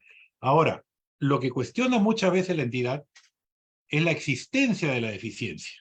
Bien, ¿por qué? Porque la entidad sabe que es su responsabilidad. Justamente eso, en la mañana, en la audiencia que estábamos teniendo, se le preguntó esta misma pregunta a la entidad. ¿Ustedes están conscientes de que el riesgo de la deficiencia del expediente técnico es de la entidad? Y la entidad dijo, sí, es nuestro. Pero la deficiencia que está alegando el contratista no existe. O sea, esa deficiencia no existe. No hay tal deficiencia. Bien, entonces, ¿por qué? Porque la entidad sabía que era su responsabilidad. Ahora, lo que tiene que determinar la Junta, en este caso, es si existía o no la deficiencia. ¿Bien? Bien. Aquí hay algo en el chat. Ya, la asistencia. Por favor, regístrenos asistencia para aquellos que quieran solicitar un certificado de la charla. Y si hay más preguntas, Acá hay más preguntas. en este momento la pueden hacer en vivo. Aquí Sí, aparece otra pregunta. Bien. pero antes, ingeniero, de las preguntas, Anita va a pasar el flyer sobre una actividad que vamos a tener el 9 de agosto. Excelente. Karina, entonces, por favor, yo sigo Anita. Katy. Ujú. Karina, puedo hacer la pregunta después, ¿no? Mejor. Sí, después. Estimados colegas, el Comité de Ley de Contrataciones va a realizar la mesa redonda sobre análisis del nuevo proyecto de ley de contrataciones del Estado el día miércoles 9 de agosto. Va a ser en forma presencial en el Colegio de Ingenieros, en el Consejo Departamental de Lima, en Barcelona, y va a estar la participación de la presidenta del OCE, la doctora Laura Gutiérrez González. También va a participar la Contraloría General de la República, el licenciado Ángel Jáuregui Chávez, CAPECO, también la Asociación Peruana de Consultoría, y el ingeniero Marco Cruzado Puente. Están todos invitados el 9 de agosto. También se les ha enviado a los correos y por Face, tanto el Face del capítulo como el Face del Consejo Departamental de Lima, está circulando un formulario sobre las supuestas observaciones al proyecto de ley de contrataciones. Esperemos el apoyo de todos ustedes. Esperemos que participen en el llenado del formulario, ya sea para que observen, mejoren alguno de los artículos de la ley de contrataciones, el cual va a ser debatido por el Congreso, ¿no?, de la República, y lo vamos a analizar en esta mesa redonda. Ya, Pedro, ahora sí, adelante. Gracias, Anita. Ok. Ingeniero López, León López, buenas noches. Le Buenas saluda noches. Pedro Falera, el presidente del Comité de Ley de Contrataciones. Y efectivamente, esta mesa redonda que se va a hacer el 9 de agosto es un análisis al nuevo proyecto de ley de contratación del Estado, el último proyecto que la PCM lo ha presentado ya al Congreso y el Congreso lo va a debatir en el mes de agosto. Y Sí. justamente sobre el tema que usted ha expuesto el día de hoy, la JRD, hay algunos cambios que me gustaría tener su opinión. Uno de los cambios, y está señalando ya que la JRD puede tomar decisiones respecto a prestaciones adicionales. Ya lo están considerando. Ese es uno de los cambios. Otro de los cambios es que la JRD ya no termina su función con la recepción de la obra, sino termina con la liquidación, o sea, ya lo abarca. Entonces, ahí también hay la preocupación qué pasa desde la recepción hasta la liquidación, ¿no? Obviamente que de repente en el reglamento está por ajustar eh, el tema, cómo se va a desarrollar, pero al menos ya hay un cambio. Y un tercero, de repente que no lo ha considerado el proyecto de ley y de repente también quisiera tener su opinión, es si usted considera que debería haber JRD en la etapa de la elaboración del expediente técnico, así como la supervisión del expediente técnico, ¿no? Estas son las tres cositas que de repente me gustaría tener su interesante opinión sobre lo mencionado. A ver, Gracias, muchas gracias, ingeniero, por la confianza también. Lamentablemente el día 9 yo voy a estar en otro evento y me hubiera gustado poder asistir para un tema tan interesante, pero bueno, ya me encontraré pues una grabación o algo. A ver, a mí también me llamó la atención el tema de los adicionales porque efectivamente, por la forma como está redactada, da la sensación de que se está aceptando o incorporando el concepto del adicional. No lo ha prohibido tan expresamente como lo prohíbe la ley 3225, sino se ha ido por otro lado, ¿no es cierto? Pero esto tendríamos que esperar un poquito a la ley y al reglamento, pero si es que es así, se estaría haciendo caso pues a un clamor, ¿no? De todo los que trabajamos en esto, porque partamos de la definición de prestación adicional, ¿no? Es aquella que no está en el expediente técnico, sin embargo, su ejecución es necesaria para asegurar la funcionalidad de la obra. Palabras más, palabras menos, eso es lo que dice. Entonces, ¿qué quiere decir esto? Que el concepto de adicional no existe. O sea, adicional se entiende como algo más que yo le quiero poner a la obra. Y esto no es algo más, esto es algo que faltó, algo que debió haber estado siempre, pero alguien se olvidó. Deficiencia del expediente técnico, lo que fuera, ¿no? Entonces quiere decir pues que sí debería haber una instancia técnica, como existe en el contrato FIDIC, en el contrato NEC, donde la JRD o la DAP, en los casos, sí tiene la potestad de definir si algo está en el alcance o no. O sea, yo lo llevaría por ahora a que para que esto ocurra, el primer análisis que tendría que hacer la JRD es definir si aquello que se está reclamando como adicional está o no en el alcance. Entonces lo que va a tener que demostrar el contratista y la entidad refutar es que aquello que se está proponiendo como adicional es porque no está en el alcance. Y como el caso que les mencioné hace un rato, la entidad decir, sí está en el alcance por tal razón. Entonces ahí la JRD sí tiene un elemento de juicio para poder decidir. Bien, bajo esa perspectiva, bajo esa mirada, bajo esos criterios, yo creo que es bastante saludable. Es bastante saludable, pero le crea pues un compromiso enorme a la JRD y mucho cuidado para que no se interprete como que estás favoreciendo. Lo cual es otro error de concepto, porque el adicional no es beneficio para el contratista. El contratista no gana plata con el adicional, porque el adicional cuesta dinero, el adicional cuesta plata. El adicional no se hace gratis. Bien, no es que al contratista no le va a costar los recursos, la maquinaria, la mano de obra por ejecutar el adicional. A lo más va a ganar la utilidad. Y voy a aprovechar esto para contestar la pregunta de Galaxy 03 que dice, si hay deductivos por parte de la entidad del contratista, ¿puede solicitar el reconvencimiento de la utilidad esperada? No, porque la utilidad es por obra ejecutada. Un deductivo es algo que no se ejecuta. Pero así como en el deductivo tendría que restarle la utilidad, en el adicional tiene que sumarle la utilidad. Y ahí viene pues el adicional con deductivo vinculado. Lo que no puede haber, que lo vimos en un caso, es que al deductivo le restes gastos generales, porque ahí sí estarías atentando contra el equilibrio económico del contratista. Pero la utilidad es por obra ejecutada, es una ganancia, es un beneficio. La segunda pregunta, que la JRD se mantenga hasta la liquidación, ¿no es cierto? Esa era la otra pregunta. sí. Bien, ¿qué pasa en ese caso? La JRD tiene un costo. Tiene un costo y que a veces pues las partes consideran que es algo oneroso, ¿no? Una vez que empiezan a ver los beneficios de la JRD, se dan cuenta que no es tan oneroso. O sea, es más bien ventajoso. Incluso es mucho más barato, mucho más económico que un arbitraje. ¿Bien?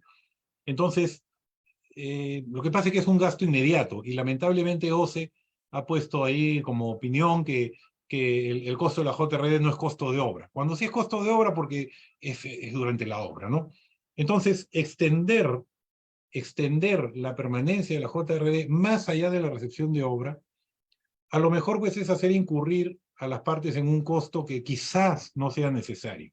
Pero eso tiene una solución, que es que la JRD pueda mantenerse y que solamente se le pague en el momento en que se le requiere. Y no pagarle pues un costo fijo, ¿no? Que muchas veces podría ser por no hacer nada. Porque entre la recepción de la obra y la liquidación pueden pasar varios meses. Pueden pasar varios meses. 60 días para hacer la liquidación, 60 días para revisarla, y si hay observaciones, entonces estarías obligando a las partes a pagar un costo que probablemente no se justifique. Entonces yo me iría más por el lado de que sí es bueno, porque tendríamos a una JRD, pero cambiar el esquema tarifario y ponerlo pues a pago por actuación. O sea, cuando se le requiere, hay un honorario acordado. Bien, y si, ingeniero, me repite la tercera pregunta.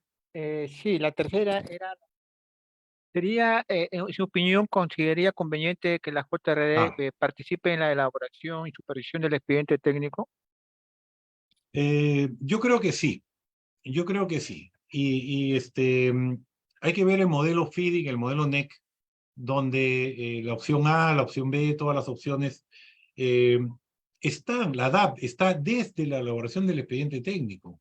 Entonces, ahí hay que ver también el tema. Y quizá para hacer algo un poquito más atractivo a las partes, cambiar el esquema tarifario, porque hoy todos los centros de JRD han adoptado el tema del honorario fijo, mientras que la DAP tiene un honorario fijo y un honorario variable, donde el honorario fijo es solamente por el hecho de participar, que es un honorario, digamos, razonable, ¿no?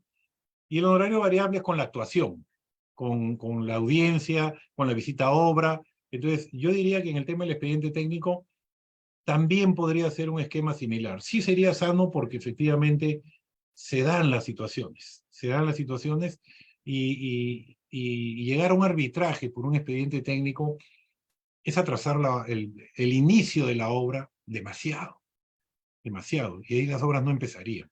Y la gran virtud de la JRD es que resuelve los problemas de inmediato. Bien, esa es mi opinión, no sé, ojalá que No, está bien, ingeniero. Justamente sus recomendaciones, más o menos, el comité lo estaba yendo por ese camino y queríamos corroborar también con usted si por ahí estaba y veo que usted lo ha expresado mejor, lo ha explicado mejor y bueno, yo creo que es el clamor y ojalá se dé ese proyecto de ley, ¿no? Que igual estamos esperando que todos los colegas puedan seguir aportando con sus comentarios, observaciones, para que esa ley pueda ser un poco mejor de ser el caso, ¿no? Entonces, correcto. sigamos adelante con las preguntas, ingeniero. No sé, Sí, sí, gracias. hay dos Hay dos preguntas preguntas más. más. Hay dos Acá preguntas hay más. una pregunta del ingeniero Lavado. ¿Quiénes conforman la JRD?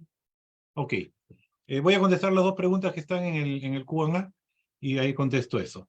Ingeniero Falera, algo muy interesante del proyecto de ley es la incorporación de los contratos estandarizados de uso internacional.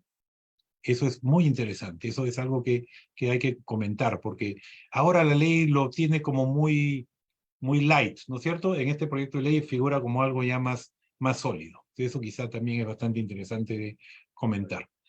Muy bien, Ricky Vázquez, si un contrato de obra menor a 20 millones está indicado que la controversia se somete a JRD, pero esta nunca se activa, la controversia respecto a una ampliación se debe enviar a arbitraje o iniciar la gestión. A ver, hay un tema, independientemente que sea de 20 millones o más, lo que está sucediendo en la realidad es que a pesar que contratos de 20 millones o más de 20 millones, es obligatorio, las partes no están iniciando las obras con JRD, que la ley dice que debe ser desde el inicio de la obra. Y no hay ninguna sanción administrativa, no hay ninguna acción contra las partes que la ley haya indicado por no implementar la JRD. Incluso hay ideas por ahí que se sueltan que debería ponerse como condición de inicio de obra que la JRD esté constituida, pero eso es un poquito utópico, ¿no? Y está más en lo romántico que en lo factible. El caso es que al no haber una digamos, una obligación tácita, ¿no? O obligación obligada, por decirlo así, para la redundancia, de incorporar la JRD. Mientras no exista la JRD, el método de solución de controversias es el arbitraje, previa conciliación. No hay forma. La JRD realmente toma conocimiento de las controversias a partir de su implementación, no anteriores. ¿Bien? ¿Cómo afecta la Carlos Meléndez, ¿no? ¿Cómo afecta la no consideración de fórmula polinómica en equipamiento para proyectos de inversión pública en establecimientos de salud? Bien, este es más o menos el problema que yo les había planteado hace un rato. Y es una controversia que se está presentando. En realidad no es controversia todavía, pero se puede dar. Pero mi opinión personal es que la fórmula polinómica no es, si la fórmula polinómica se desagrega en 6, 8 o 9 fórmulas, como en el caso de salud, si se olvidaron de una, la fórmula está incompleta. Es decir, no, pero las otras 6 sí están, pues, ¿no? Le falta una y tú firmaste el contrato. Está incompleta. La fórmula polinómica, por definición, debe representar la estructura de costos del presupuesto, es decir, la participación de cada insumo dentro del presupuesto. Entonces, si falta una fórmula, es un error, y la fórmula polinómica, por un error material, se puede corregir. La ley lo permite. Es decir, yo no puedo reclamar la fórmula polinómica si cumple con todos los requisitos, pero resulta pues que el porcentaje está mal calculado. No, es que la mano de obra pues no es el 30%, es el 35%, y ahí dice 0.3. Sí, pero los coeficientes suman 1, pues. O sea, está representado. Eso no se puede reclamar. Pero si no suman 1, sí puedes reclamar porque está incompleta. Entonces, si falta una, está incompleta. Esa es mi opinión al menos. Bien, ahí tendríamos que conversarlo con los abogados pues para que nos ayuden a dilucidar. Pero mi opinión es que si falta una fórmula, la fórmula está incompleta, porque no está representando la totalidad del presupuesto. Contratista puede solicitar a JRD que calcule ampliación de plazo. A ver, ha ocurrido, ¿bien? Pero para poder hacer este pedido, tiene que presentar su propio cálculo. Es decir, no es cuestión de decir, quiero que la JRD me calcule la ampliación de plazo. Quiero que la JRD me decida si el cálculo que he hecho yo está bien, o de lo contrario, que la JRD indique cuánto debería ser. ¿Bien? Es decir, no dejarlo en el aire, y lo hemos hecho. Lo hemos hecho en algunos casos. El contratista presenta una ampliación de plazo, tiene todos sus argumentos, tiene todos sus elementos de juicio, de sus vinculaciones y todo lo demás. Hemos revisado el cálculo y hemos llegado a la conclusión que ese cálculo no da pues el número que ellos dicen, ¿no? Yo diría que esa es la manera correcta de manejar cuando se plantea que la JRD diga cuánto debería ser la ampliación de plazo, que el contratista presente su cálculo. Bien, eso sería. Ingeniero, ¿y quiénes conforman la JRD? De Gracias, parte Karina. del lavado. Gracias, Karina. A ver, la ley nos indica que todas las JRD en las obras públicas bajo la ley 3225, y seguramente la nueva ley también, tienen que estar bajo un centro de administración. El Colegio de Ingenieros, por ejemplo, tiene su centro de administración, y hay otros que están en el mercado. Hay varios que en este momento que están en el mercado. Entonces, la designación del centro de administración es indubitable, es decir, tiene que estar claramente indicada en el contrato cuál es el centro de administración. Entonces, las partes hacen un contrato tripartito con el centro de administración, porque las dos partes se han puesto de acuerdo en ese centro. ¿Bien? No quita que ese contrato pueda ser resuelto porque no están satisfechos con el centro y después decidan hacerlo, porque al final es un acuerdo de partes, y eso es la libertad de que las partes acuerden. ¿Qué pasa con el centro de administración? El centro de administración tiene un registro de adjudicadores. Para poder pertenecer al registro del colegio de adjudicadores, hay, en este caso el colegio de ingenieros, hay una serie de requisitos que hay que cumplir, hay que seguir un curso, hay que mostrar el currículum, qué sé yo, ¿no? Básicamente los adjudicadores son personas que tienen experiencia. Por ahí en un congreso se dijo, ser adjudicador no es una especialidad que tú la vas a hacer saliendo de la universidad. Ser adjudicador es algo que tú vas a hacer cuando ya estás jubilándote, porque tienes que tener experiencia, ¿bien? Y eso es lo que el centro de administración, digamos, valora, ¿no? Y tiene pues sus propios requisitos. Entonces, las partes que ya decidieron cuál es el centro de administración, le piden el registro y entre ellos dos se ponen de acuerdo cada uno en un adjudicador. ¿Bien? No es como el arbitraje que yo digo, aquí está mi demanda y este es mi árbitro. Aquí las partes se han reunido y le han propuesto a la otra parte al que considera que es el adjudicador que a su juicio va a ser el que considera pues el que va a hacer mejor trabajo. Porque es un tema de confianza. Un tema de confianza, donde confías en esa persona. ¿Qué va a ser imparcial? ¿Qué va a ser independiente? ¿Qué va a ser equitativo? ¿Qué conoce la ley? ¿Qué conoce la técnica? O sea, todo eso las partes lo valoran. ¿Bien? Una vez que las partes se pusieron de acuerdo en quiénes son los adjudicadores, se les informa, los adjudicadores contestan en un plazo de 2 días si están de acuerdo, y una vez que estos adjudicadores contestan que están de acuerdo, ellos se reúnen y del mismo registro eligen a un tercero que va a ser el presidente de la JRD.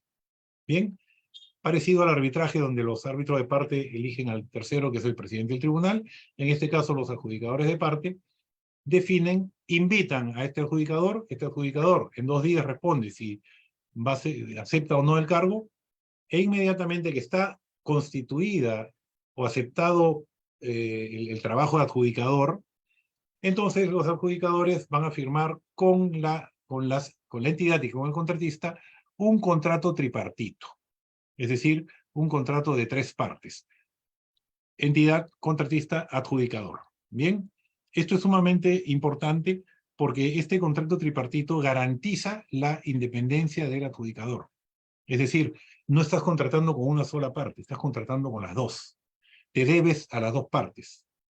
Has aceptado que vas a ser independiente e imparcial, porque ellos han confiado en ti. Bien, no me lo están preguntando, pero seguramente está rondando su cabeza. ¿Cómo se le paga a los adjudicadores? Cada centro de administración tiene su propio tarifario y su propia forma de pago. Bien, no todos los centros tienen el mismo tarifario, pero yo diría que más o menos van por ahí, ¿no? Entonces, es un tema pues que hay un costo que está involucrado. Bien, que es lo que hay que pagarle a los adjudicadores y al centro. Y ese costo se paga, porque si no se paga, entonces tanto el centro como los adjudicadores suspenden la función de la Junta y si no se paga, pueden disolver la Junta. Y si la Junta se disuelve, la obra se queda sin Junta y lo que va a suceder es que las controversias se van a ir a arbitraje. Bien, entonces esto es lo que yo podría comentar al respecto. No sé, Karina. Del ingeniero Roberto Nieto. ¿Los honorarios y gastos relacionados de la JRD se consideran en los gastos generales del expediente técnico? Ok, ahí hay toda otra polémica, porque OCE ha opinado que el costo de la JRD no es costo de obra. Por lo tanto, con esa opinión no se está colocando en el expediente técnico. Sin embargo, como es algo obligatorio, es desde el inicio de la obra hasta el final, le está generando a las entidades un problema, porque las entidades no tienen dónde poner ese gasto, porque OCE dijo que no es costo de obra. Entonces, ¿qué sucede? Que la entidad lo que tiene que estar es pidiendo un crédito presupuestario adicional al costo del valor referencial o del monto del contrato para poder pagarle a la JRD. Y se generan pues demoras en los pagos, etcétera. Bien, el contratista tampoco lo podría evidenciar, pero para el contratista, y esto no sale de este grupo, lo puede poner donde él quiera. Lo que no puede es evidenciarlo. Bien, ¿por qué? Porque él tiene pues otros gastos generales que pone imprevistos, no sé qué, o costo de oficina central. Entonces, tendría dónde ponerlo. O por último dice, bueno, saldrá pues de mi utilidad por último, que ya si no lo puedo evidenciar y no lo puedo poner, saldrá de mi utilidad. Entonces, para el contratista yo pienso que es más sencillo, pero el problema realmente se lo han creado a la entidad. El problema se lo han creado a la entidad, porque la entidad está obligada, sin embargo, no lo puede poner en su valor referencial. Otra pregunta, ingeniero. ¿La JRD puede disponer medidas cautelares o declarar la invalidez de una resolución de contrato por existir controversias? No, la JRD no tiene capacidad jurisdiccional, ¿no? Eso lo pueden hacer los árbitros. JRD no tiene esta capacidad. La JRD es administrativa, es una instancia contractual, mientras que el arbitraje es una instancia jurisdiccional, ¿no? Y esto los abogados pues lo entienden mejor que uno. La JRD no puede emitir medidas cautelares. Se está planteando por ahí hacer algo parecido, algo más o menos igual, pero la nueva ley probablemente lo defina, pero hoy no puede.